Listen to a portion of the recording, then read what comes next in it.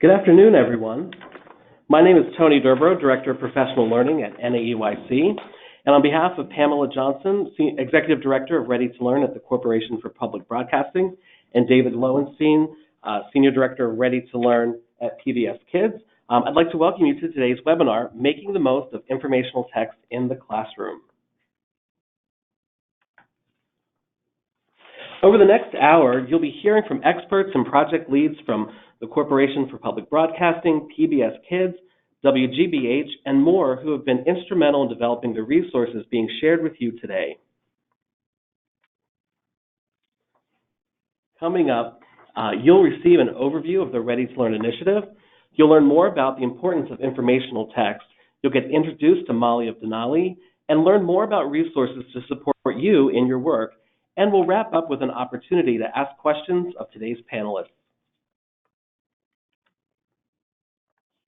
Our goals for the webinar today include support today's media-savvy children and families, gain knowledge, skills, and dispositions with informational text, know where to find free, quality informational text resources for classroom and home use, and understand ways to partner with your local PBS station to support early learning through technology and media. So thanks again for joining us today, and Pam, David, over to you. Great. Thank you, Tony, and our partners at NAEYC for your leadership in early learning, and thanks to everyone joining today's webinar. We're over 680 participants strong, and that is just awesome, so thank you very much. We are very pleased to be with everyone today, and we wanted to explain a little bit about the Ready to Learn initiative. And basically, Ready to Learn is a federal program that's funded by the United States Congress and administered by the U.S. Department of Education through its Office of Innovation and Early Learning. And the program's mission is to use the power of educational television and digital media to reach millions of children and support their learning in dynamic new ways. And the current Ready to Learn grant from 2015 to 2020 has been totally focused on creating new science and literacy content and advancing our capability in adaptive and personalized learning in support of children.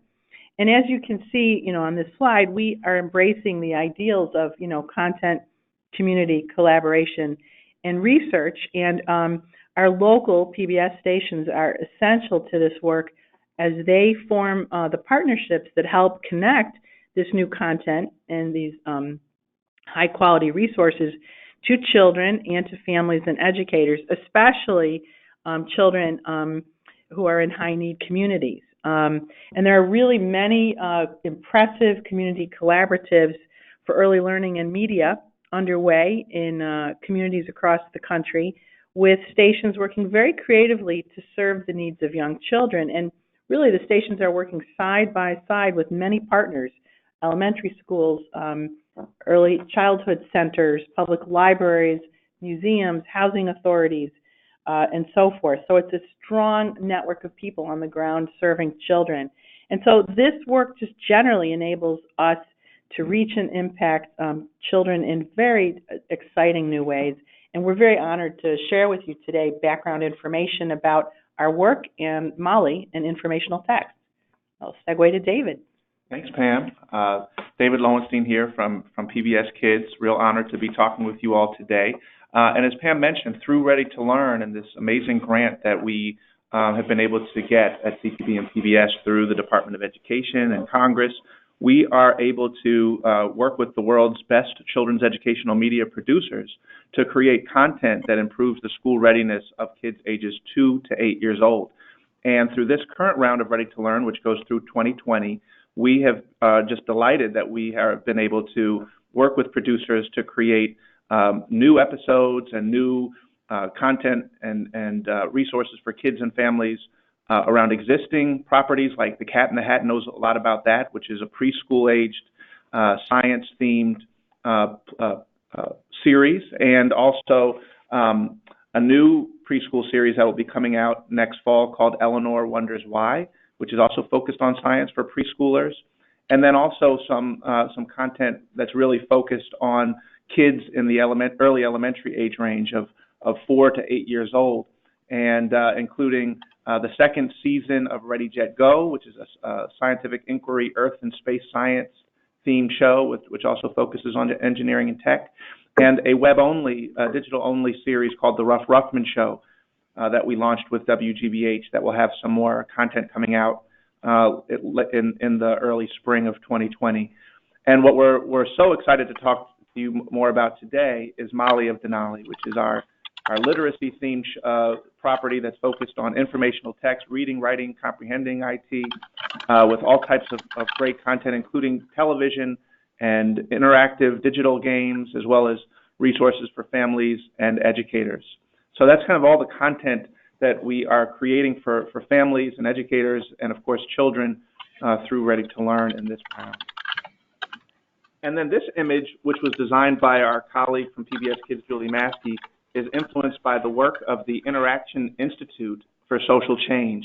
And we share it today because it's a resource that we found helpful and which offers a good summary, an at-a-glance summary of our approach to content production and engagement content production as well. So from left to right, the equality panel recognizes the pitfalls of one-size-fits-all solutions. So you see the little character at the far right of that far left image can't really see everything that the other two characters can see. The next panel, the accessibility panel, offers options and accommodations, and these supports often do mitigate limitations in the learning environment, but they can be difficult to scale and or they could cause stigma. The universal design panel is inspired and reconsiders the learning environment and points out the barriers and tries to remove them. And the final panel on the right is the Universal Design for Learning panel, which illustrates the aspiration that we have to make inclusive learning environments and experiences that offer multiple ways for learners to engage and show what they know.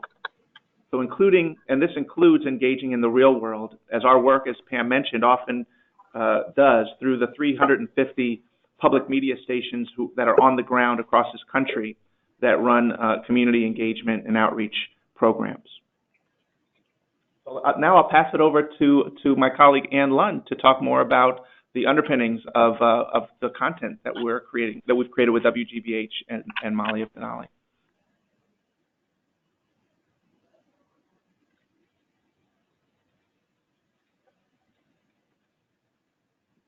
Hi, everyone. I'm excited to be here with you today. I'm Ann Lund, Director of Curriculum and Content for PBS Kids and the Ready to Learn initiative. I'm going to be talking a little bit more about informational text and how it's integrated into Molly of Denali. First, on your screen, you're seeing our PBS Kids Literacy English Language Arts Learning Framework, and this is an important and foundational resource for all our PBS Kids Literacy content development, including Molly, and it outlines the big ideas and learning progressions in literacy for children in our target age group of 2 to 8 years. We work with a team of advisors composed of experts in the fields of early childhood literacy, education, and universal design, including Nell Duke from the University of Michigan, who is the advisor on Molly of Denali and was really instrumental in helping us understand informational text and integrate it into the content. For this round of Ready to Learn, we revised the literacy ELA framework with a particular focus on informational text. And this is used by our content producers and the CPB PBS Ready to Learn team to help ensure all media content we create is unified around practices, skills, and concepts that are aligned with research-based national and state standards and curricula for preschool and early elementary education. Some of the standards and curricula that are reflected in our framework include the Common Core state standards for English language arts and literacy, the Head Start Early Learning Outcomes Framework, as well as policy recommendations from leaders in early childhood literacy education like NAEYC, the National Early Literacy Panel, and IES practice guides. The framework, this shows you what are the key components of our framework. We include the core domains that are you would see in Common Core, foundational reading skills, reading comprehension, language, speaking and listening, and writing. We also cover the capacities of the literate individual, make connections between reading comprehension, inquiry, math, and science practices, and universal design for learning considerations that David just spoke about a minute ago.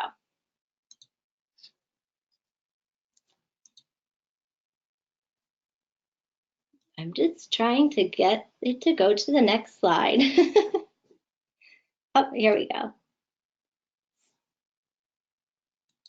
Sorry for the delay.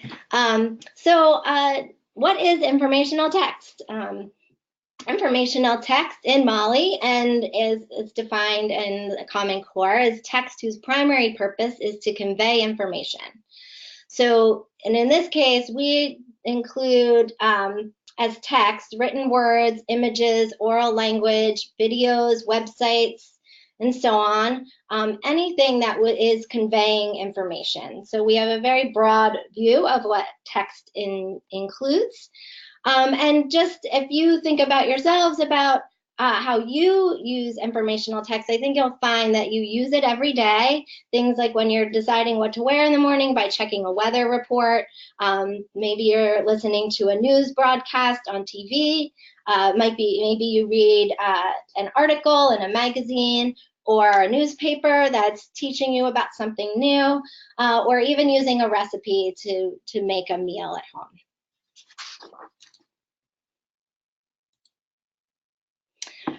So just to further illustrate the idea of the purpose of informational text to convey information, we can look at these these images here, and on the left, we would not consider this informational text because the purpose of this image in this case is really to convey an aesthetic, for enjoyment, to show you this, to maybe someone is showing you this just of a photograph that they took of the sunset that they saw on their vacation. But the photograph on the right, once we add that figure underneath and the arrow, now this becomes a piece of informational text. And its purpose is to inform about and define what the horizon is. So then the question becomes, what isn't informational text? And the Common Core lists the following under literary text and not informational text. So stories like fables or realistic fiction, children's adventure stories, also drama, so a play that you might be reading, and poetry like nursery rhymes or poems.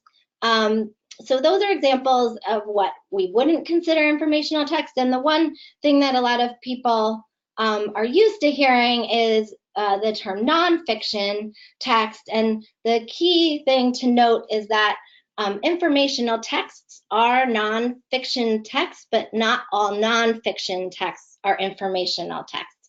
So a good example is something like realistic fiction, where sometimes we might consider the I Survived series for kids. That's for a little bit older, but it would be telling the story of a real event, but it's written in the voice of a fictional character and might include details that are not all factual from that event.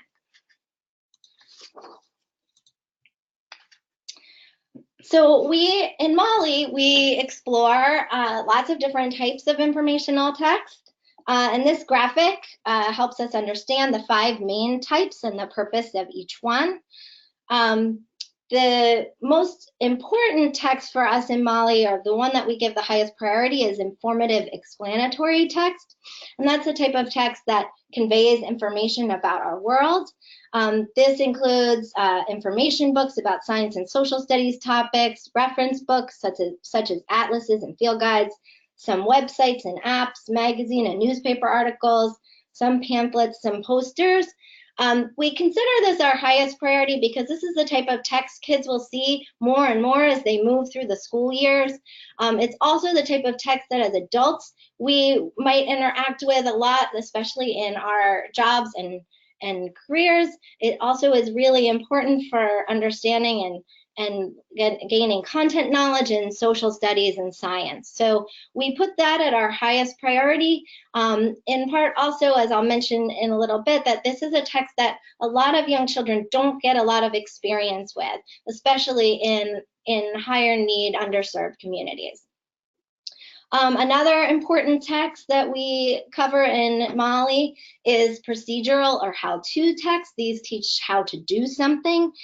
So maybe a text about how to carry out a scientific investigation, about how to make something like a craft, or as I mentioned, something like a recipe, a text on how to navigate to a particular place, or something like a text on how to administer first aid.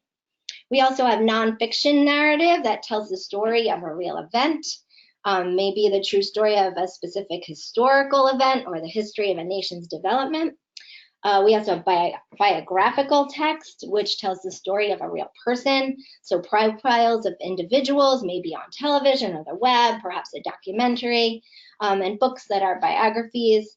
And then we also have functional text, and this type of text in Molly is on a lower priority. That doesn't mean that it's not important to us and that you won't see functional text in Molly's world.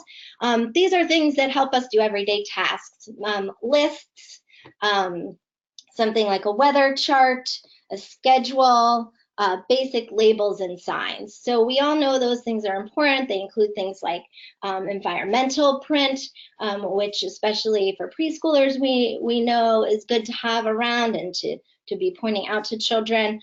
But as far as thinking about what kids are going to experience as they move through school and what types of text they might not have as much exposure to, that's why we place functional text as a lower priority in Molly. So why have a children's show focused on informational text? So as I've kind of alluded to, that there is an importance of informational text in our world. It's important to learn how to choose the right text, to answer our questions, to satisfy our curiosity, to maybe solve a problem. And we need to engage with these texts more and more as we get older and move through school and into our careers. There's also has been a neglect of informational text. So, and there's been a lot of research that's been done that shows in classrooms, particularly in preschool and early elementary classrooms, very few texts that are able to be accessed by children are informational texts. And this is also the same in homes. Also, at issue is the inequitable neglect of informational text. So as I mentioned, children from underserved or higher need communities have been found to have less access to informational text, both in school and at home.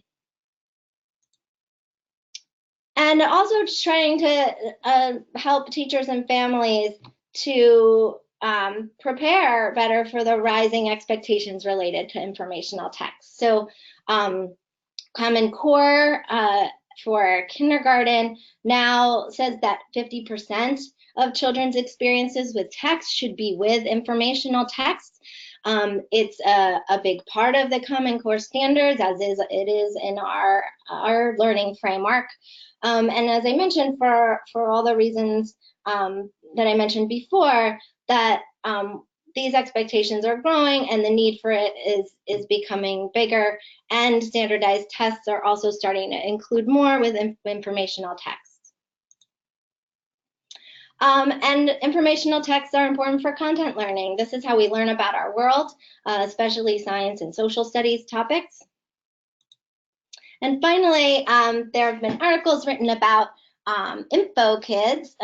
Many of you may know an info kid or have an info kid yourself in your own family. These are kids who really just want to learn a lot about a specific topic or any kind of topic. Maybe they like to have lots of books about dinosaurs or particular kinds of animals.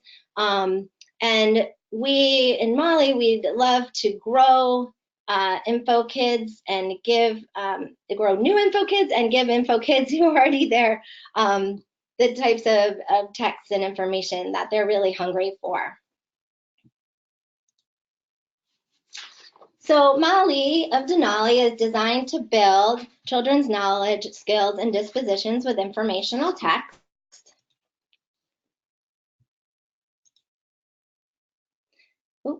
Sorry. And Molly can help kids learn to use informational text to solve real-world problems, satisfy their curiosity, take advantage of opportunities, teach others, and accomplish tasks. There are 15 learning goals that are integrated into the Molly of Denali media content. These goals are derived from the informational text skills, knowledge, and practices in our PBS Kids Literacy ELA framework, which, as I mentioned, is aligned with Common Core and the Head Start Early Learning Outcomes framework. The goals address speaking and listening, as well as reading and writing of both written and visual texts. They address the range of informational text types that I discussed earlier, and there's educational research related to each goal. In Molly, all of our content must satisfy learning goal number 1, and this is to use informational text that children access and or create to meet their needs and wants, including to help them solve real-world problems, satisfy their curiosity, to take advantage of opportunities, to teach others, and to accomplish tasks. And this is at the heart of all of our content, from the videos to the games to the parent-family activities, and into our engagement resources with our stations. And Molly is always using text for authentic purposes. And we hope that by engaging with the Molly videos, games, and activities, that families and kids will see how they might engage with text in their everyday lives.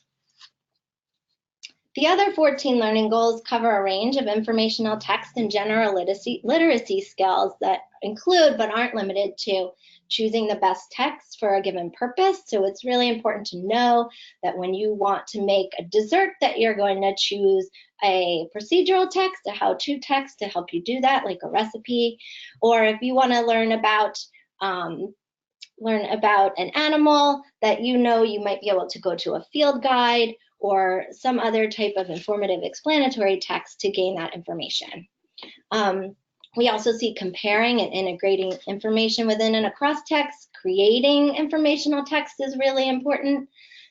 Viewing text as fallible. This is the idea that not everything we read, particularly maybe online, is accurate or up to date or correct, and that we need to think about the source of that information to know if it's an accurate piece of information.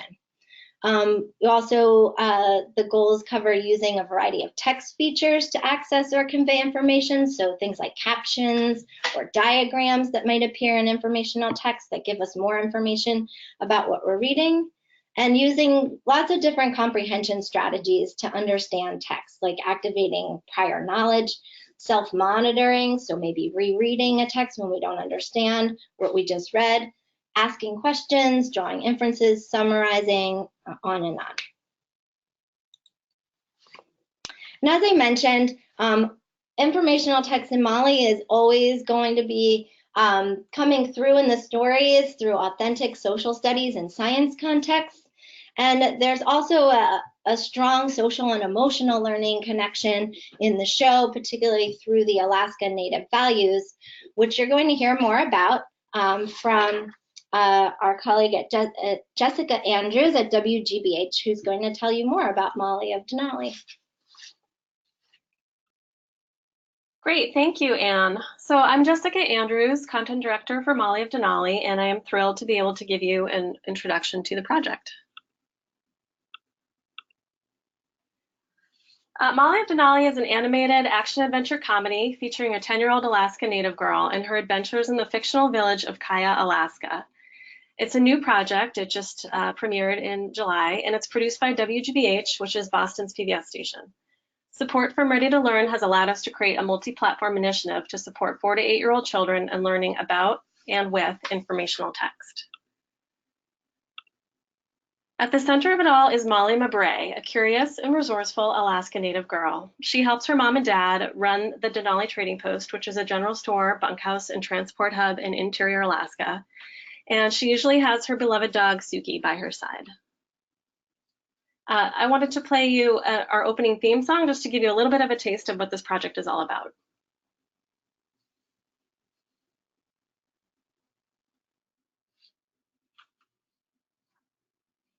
Hey everyone, it's me, Molly! Molly of Denali. Let's go! She's Molly of Denali. By plane, a sled, or snowshoe, she is ready to explore. From Cactoga down to Juneau, always wanting to learn more. Yeah! Together with her best friend, Tuli, always by her side. And Trini! Discovering the outdoors on adventures day and night. Come along with Molly. Molly. Through fields of fire we come along with Molly. Molly. From tundra to the sea. Let's see Joe. Let's go. Molly of Denali.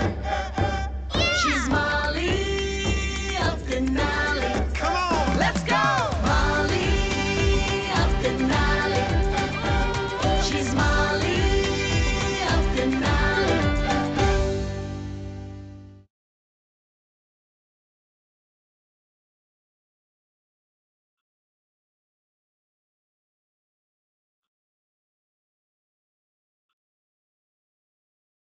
Great. So Molly of Denali is the first children's television program to focus on developing informational text knowledge and skills. And that's really apparent in all aspects of the project, starting with Molly herself.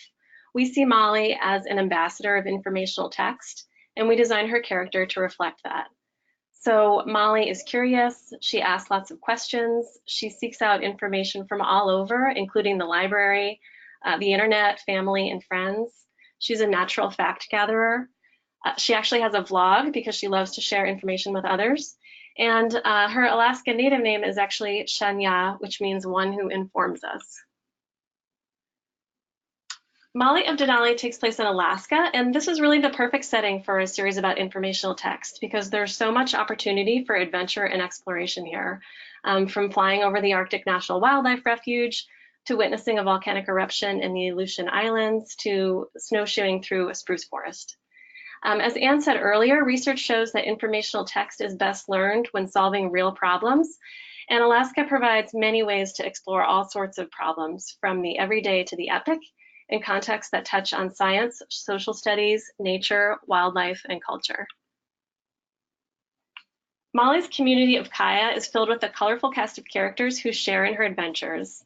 So from left to right, you can see there's Molly's best friend Tui, who raises sled dogs, Trini, a friend who recently moved from Texas, Grandpa Nat, who is a scientist, Nina, an environmental journalist, and Mr. Patak, who runs the wood shop in town.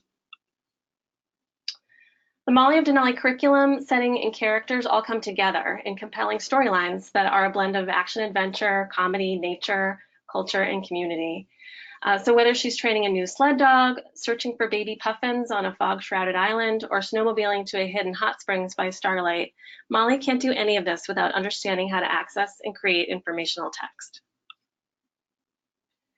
Molly of Denali is also groundbreaking in that it's the first national children's series to feature an Alaska Native lead character and be grounded in the Alaska Native experience. And as we set out to create this series, we knew that we needed to work hand in hand with Alaska Native people to develop it. So we've been honored to work with an amazing team of Alaska Native staff members, advisors, and consultants. This photo shows our core group, which consists of Dewey Hoffman, Rochelle Adams, Adeline Raboff, Princess Johnson, who's our creative producer, and Luke Titus. And Alaska Native advisors review every video, game, and educational activity created for the series to ensure relevance and authenticity. Because we're committed to bringing Native voices into all aspects of the production, on camera and off, we cast Indigenous voiceover talent for the series.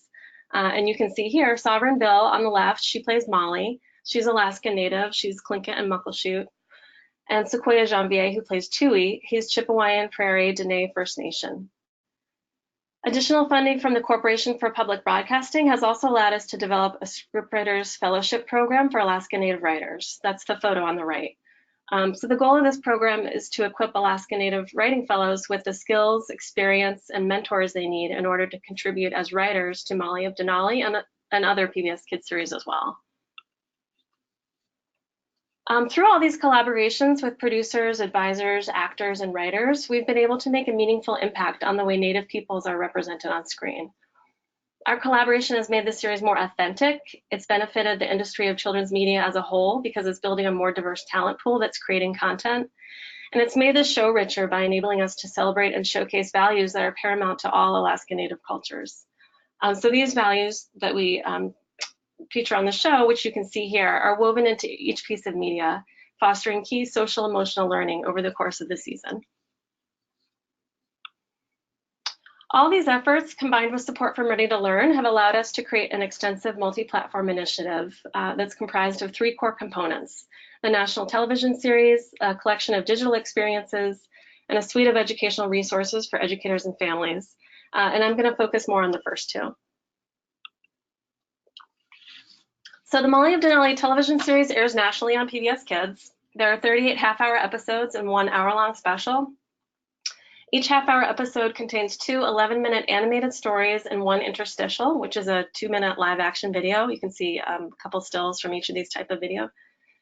The live-action videos serve to reinforce the learning goal for the first animated story in each episode. And because all the live-action videos are produced in Alaska, they also show that Molly's culture doesn't just exist in a cartoon world, and that it's very much alive today.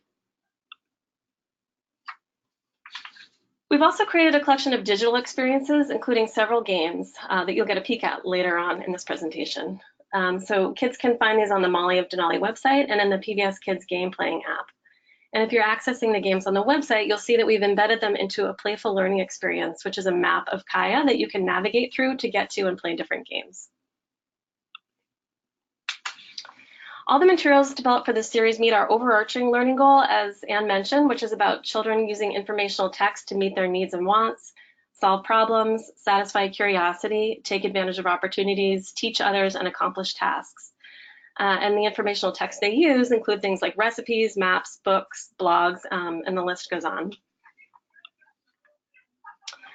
So now that I've talked to you about our overall approach and the components of the project, I'm going to walk you through a couple of our informational text learning goals so you can see how they play out in the resources we've created and how the resources kind of work together. So I mentioned again that every piece of Molly Media addresses that overarching learning goal, which is about using informational text for a purpose. But in addition, there are very specific things we want kids to know and be able to do around informational text. So for this reason, we have 14 additional, more specific informational text learning goals. For example, one of our learning goals focuses on using informational text features to access or convey information. And examples of informational text features include an index, a table of contents, diagrams, or captions, as you see here. And so we're all on the same page. Our definition of captions is words, phrases, or sentences that accompany illustrations or photographs and are separate from the running text. This video clip from the story Kaya Spy shows one way that we approached teaching about captions. So in the episode, you'll see that Molly and her friend Tui see someone new arrive in town. They want to find out more about this mysterious stranger, but the only thing they know is that she wears an unusual hat. So they go to the library to see what they can find out.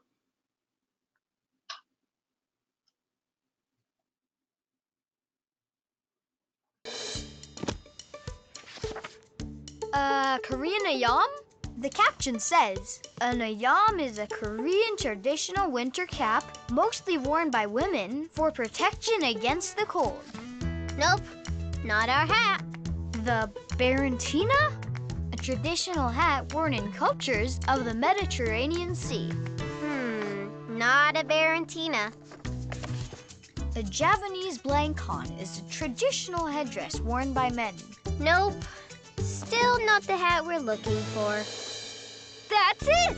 Read the caption. The Malgai is a traditional hat of Mongolia. So the stranger could be Mongolian? Cool. Where's that?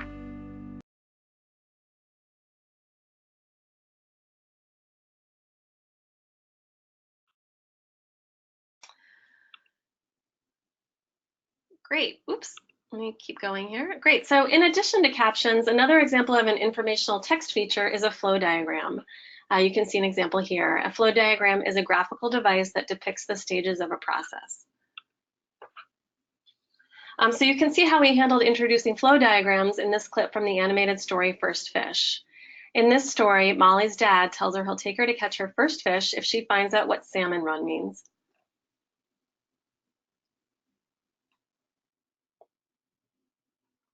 Salmon running just means they swim upstream. I made this diagram to show Dad what I learned. See? You just follow the arrows. Molly hopes to catch her first fish today. Salmon start out as eggs. Then they hatch, and when the sakcho are big enough, they swim downriver to the ocean. And then, when they're bigger, they leave the ocean and swim back up the river against the current. That's when they run. Then what happens? If they make it past all the birds and bears waiting to eat them, they lay eggs, and then the cycle starts all over again. Fantastic diagram, Molly. I especially like how you drew a mustache on that mean-looking bird. Must see. I don't know if learning so much about salmon will help me catch one, but I hope it will.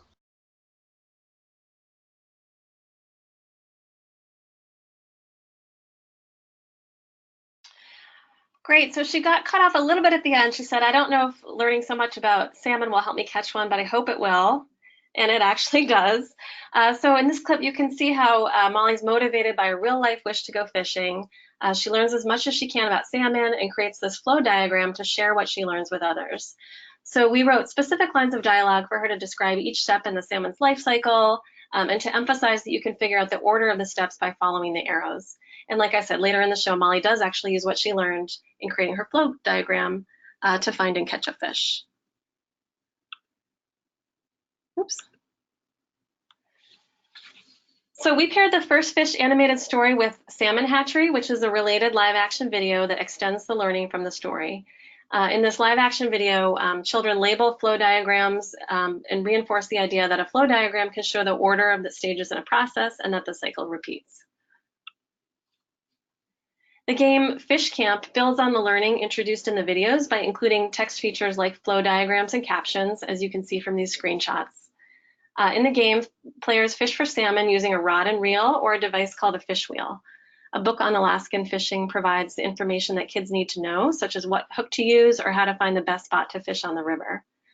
And fishing is an important part of Alaska Native culture. Fish are caught for a purpose and not for sport, and the community only takes what it needs. So kids will not only learn how to catch fish in this game, but they'll also learn about the Alaska Native value of respecting nature. Another set of learning goals we address with Molly of Denali is around procedural text. Procedural text is text that explains how to do something. And procedural text is the focus of this story, New Navagi. In this story, Molly's grandpa Nat shares his recipe for navagi, which is an Alaska ice cream dish made of moose fat, moose meat, berries, and carrots. When Grandpa is called out of town to go study a volcano, he asks Molly to make his recipe so that they can enter it into the Kaya ice cream contest while he's gone. We think this story is a pretty strong example of how kids can both access and create procedural text. So let's play the video and see what happens.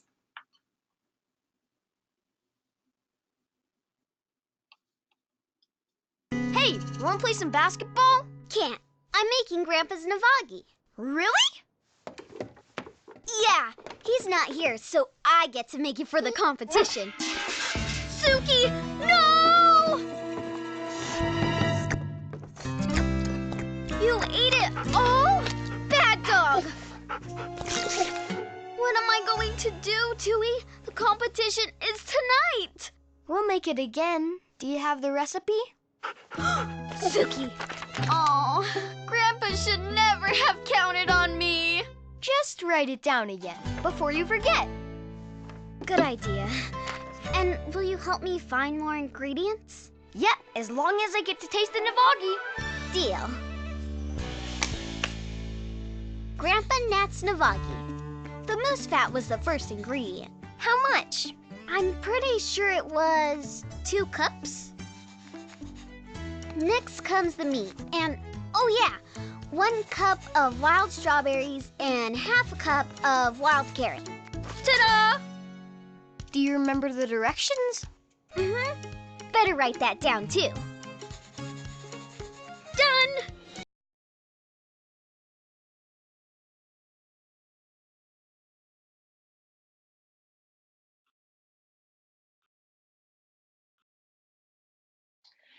Great. So Now we're looking at a screen grab from the live action video that accompanies Nunavagi, and this video shows real kids working with an elder in their community to learn and document a different recipe for Alaskan ice cream called aguduck.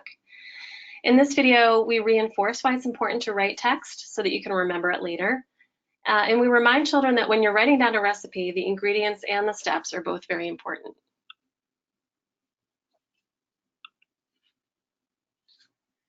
Our beating game, called Beating Art, also highlights procedural text, but in a different context, which is around beading. Players learn about the tradition of Alaska Native beadwork as they create beaded designs by following instructions for patterns created and passed down by Molly and her family. Or they can make their own original designs in the game's Create mode. They gather materials and stitch designs for use on items like a hat to give to Molly's friends and family. The game includes a variety of procedural text features to help Molly complete her task, like a materials list, numbered steps, images of final patterns, and written descriptions. And each is presented just in time to allow players to use the text to complete their work. We address a number of other learning goals related to procedural text as well, such as developing children's ability to use key details in text.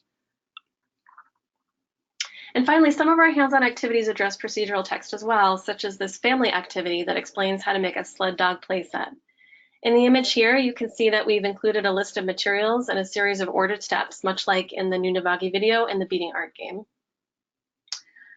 So now I'm going to turn it over to Jean Crawford and Santa Roach, who are going to talk more about the resources for educators and families.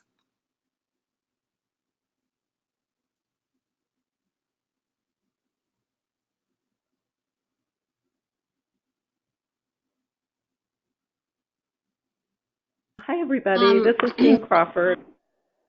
Go ahead. Oh, I was just going to introduce Santa Roach, who is going to talk with you about her involvement in developing resources for educators.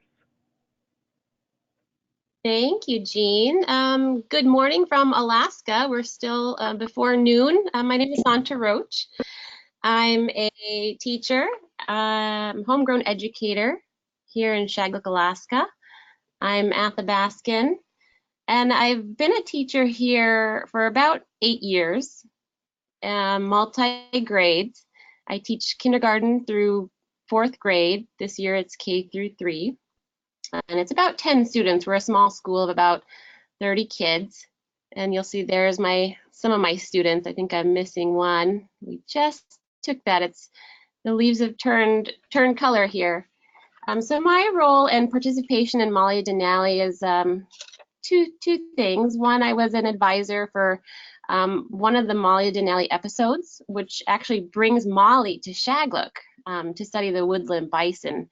The woodland bison was introduced here to the lands maybe 4 years ago, and so Molly gets to explore Shagluk.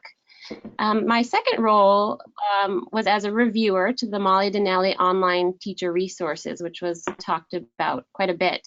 And these resources include activity sheets, handouts, informational text lessons, teaching tips, and any supplementary resource handouts that would be beneficial to teachers in the classroom, just learning about Alaska, just learning about the culture, the land, any of the content that might be specific to the area here.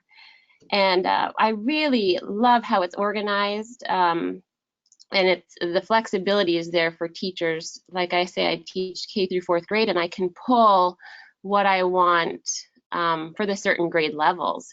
You know, a little deeper knowledge and wider perspective, I guess, for maybe the 2nd grade level, and then you know, very specific things you want your kinders to learn, and then doing group activities and things like that. And how it's organized is so when you're doing a lesson, it's organized by before the lesson or before you learn the game. What are the things you can talk to your students about? What things can they look for as they're exploring some of the content, the informational text that you want them to hone in on. And then during, you know, if you want to pause something and bring your group together, there's some tips on that. And then afterwards, how do you bring it together in your classroom? And so my approach to that was kind of an inside-outside approach. Again, I'm Athabascan and from here, and so I was able to really look at authenticity and the relevance to the Athabascan culture first and foremost. And and it was kind of tricky though too, because on the outside approach, I had to think of what would someone not having been to Alaska, even somewhere else, what would they find most interesting? What would be most helpful to them as they picked up these resources and used them? And so that was pretty unique to do. I really enjoyed that. And overall, how could it add value to the child's learning experience? And so in some ways I was able to suggest or weave in activities that I've done here in my classroom with my students that are all Alaska Native Athabascan students, and share those as some ideas that were proven in my perspective as really fun things to do. And then overall, I can't explain how moved I was to have my students interact with the online material, being that they are seeing their own culture, interacting with it online. It's something I myself was not able to do as a young person. Overall, a big takeaway I wanted to leave with you all is, the Athabascan values are really strong values. I have them in my classroom, but they're universal. They could be applied across the country, and the sharing, the respect, the humor, those are very core values to all people, and it's something that I really enjoyed. So that's what I wanted to share. I appreciate talking with you all today. And then I'll turn it over to Jean. Thanks, Santa. This is just an example of some of the resources for educators that are on the Learning Media website. But I wanted to talk to you just very briefly about the resources that we've developed for families, and to provide children and families with hands-on opportunities to engage with informational text on their own. We've developed a collection of resources for families, and the resources not only extend the learning goals from the show into the real world, they also provide families opportunities to engage with the storylines and the characters from the show.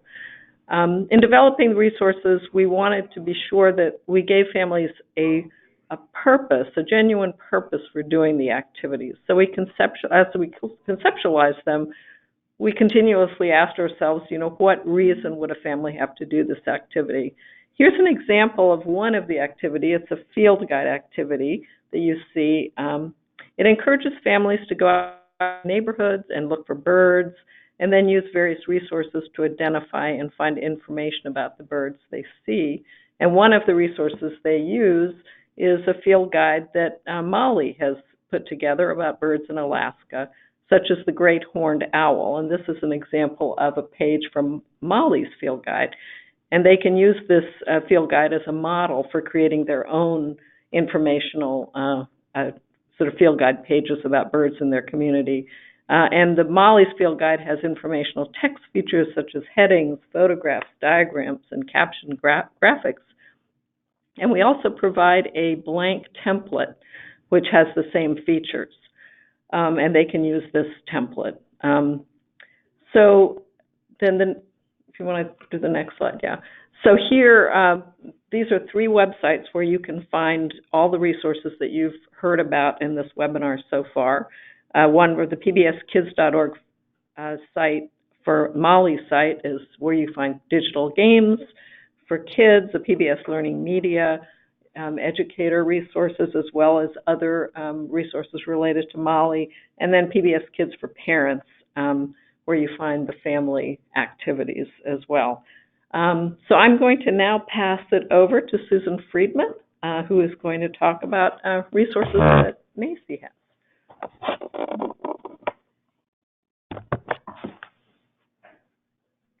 Hi, everybody. We're very excited about this webinar today. We think that we just heard about some wonderful resources related to children's literacy and using informational text. And I just wanted to share with you a little bit about what NAEYC has to offer. The National Association for the Education of Young Children, NAEYC. All of our information and content can be found at naeyc.org.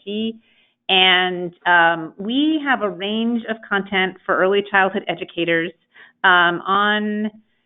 related to literacy and also many topics beyond. One of the first resources listed here, So Much More Than the ABCs, is a broad general resource for early childhood teachers about literacy, and it's talking about infants into early elementary school, and really talking about what literacy looks like. And of course, informational text is a piece of that, and there's a lot of other questions that will be answered if you look at that. And we have some excerpts from that on our website, and also a webinar where the authors are talking about some of the content in their books. And then also, I just listed a few of our articles and blogs. Some are from authors who worked on some of this content in this webinar, and some of it is from our magazines for early childhood educators, young children, and teaching young children. So I hope you find these resources helpful, and there may be more on naeyc.org that will help you also. And then I just wanted to share something on another topic that's related to this webinar. I think NAEYC has a new position statement on advancing equity in early childhood education. We're very excited about this. This just has been launched within a week, so it's brand new, and you will find this on our website along with resources, and we're going to be rolling out additional resources over the next few months, over the next few years, I think. And the position statement highlights a number of key pieces of information, and early childhood educators play a critical role in the development of young children and must work to create a caring, equitable community of engaged learners, establish two-way relationships that respect families' expertise, ensure that all children are building foundational knowledge and skills, and use a range of teaching approaches to provide all children with the learning supports they need. And if you go to these pages, you will find recommendations, resources, information that you can use both in your own classroom, that you can share with administrators in your school district, and hopefully you'll find these resources helpful and inspiring. Thank you.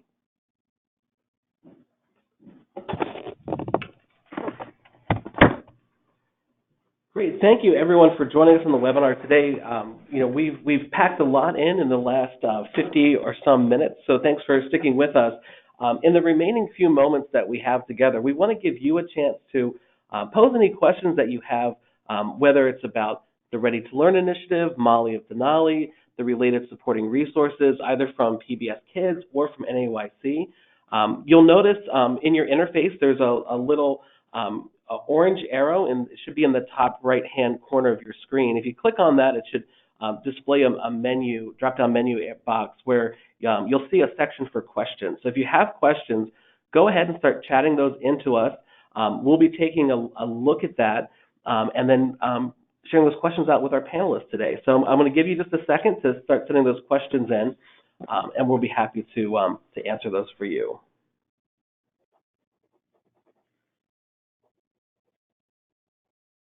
We're hearing from Mendy on the webinar today that her grandchildren watch Molly, so it's great to know that it's getting to its intended audience. So Mendy, thanks for letting us know about that.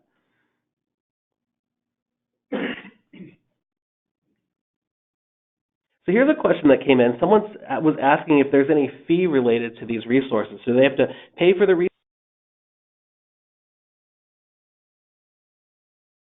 Everything pertaining to Molly of Denali is free of charge. So when you are looking for the resources on any of these websites, they're just there for you to use. The apps and games are free for use, and same with any of the videos. They're part of kids apps, PBS Kids apps and game apps, and they're on our channels. I mean, when David and team here use the word multi-platform property, that's what Molly is, and all the ways in which you can find content for PBS Kids material is all in place for Molly. Molly's in all those places. Thanks, Pam.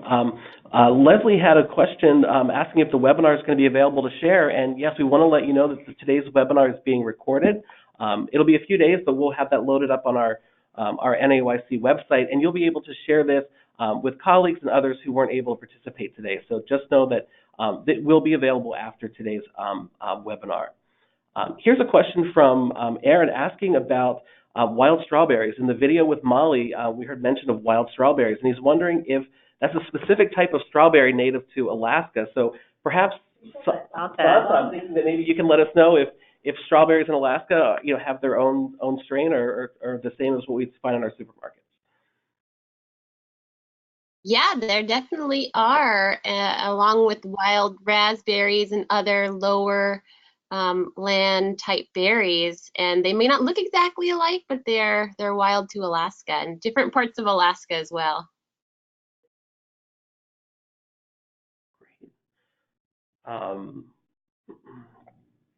Just looking through the questions here as they're coming in. Here's a question asking if you have any consideration for offering Molly of Denali in other languages. So I think it's just a good question about sort of like what's the variety of resources overall that might be available. Yeah, it's a great question. This is David, and so we do have Spanish language closed captioning that's available through our PBS Kids YouTube channel.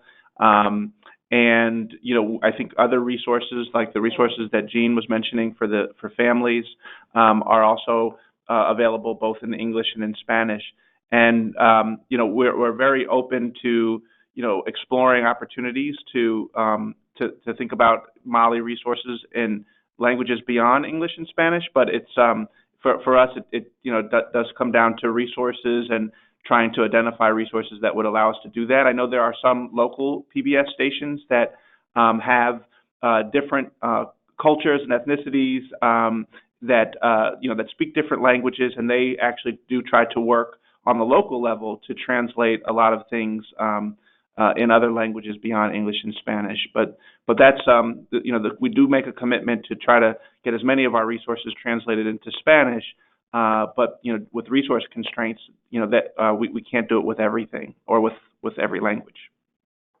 Great, thanks, David. Here's a great question from Tina. She's got a class of young 3-year-olds, and she's wondering if Molly can be used effectively with young children. So I know there's a range there. So Santa or Anne, can you let us know how these resources can be contextualized for our youngest audience?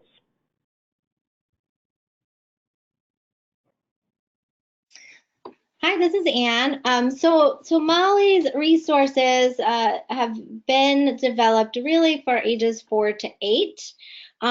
So thinking about a 3-year-old, there would definitely be concepts and things in the story that may be a little more difficult to understand, but certainly the overall, ideas in the show of, utilizing and exposing young children to informational text, having those books available in the early childhood classroom is a really great start. And we do feel that Molly is engaging for young children and fun to watch. So we think she's a great model for young kids that might give them, that spark of, wanting to be like Molly and want to learn more and be curious.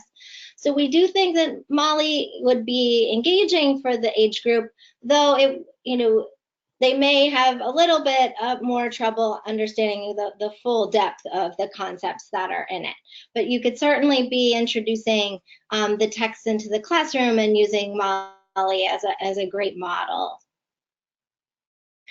Yeah, this is Jessica. I was just going to jump in and say that even though the series focuses on informational text, we know that not everyone in our audience is reading. So although there's moments in the series when Molly and Tui are reading text, we always have them read it out loud so viewers at home can follow along. And same in the games. Every time there's a piece of text, Molly is there to read it out loud. Great. Anna, Jessica, thanks for that great answer to help those on the webinar today that are working with younger age children. That was very helpful. So we just hit the 4 o'clock hour, so we're out of time for today.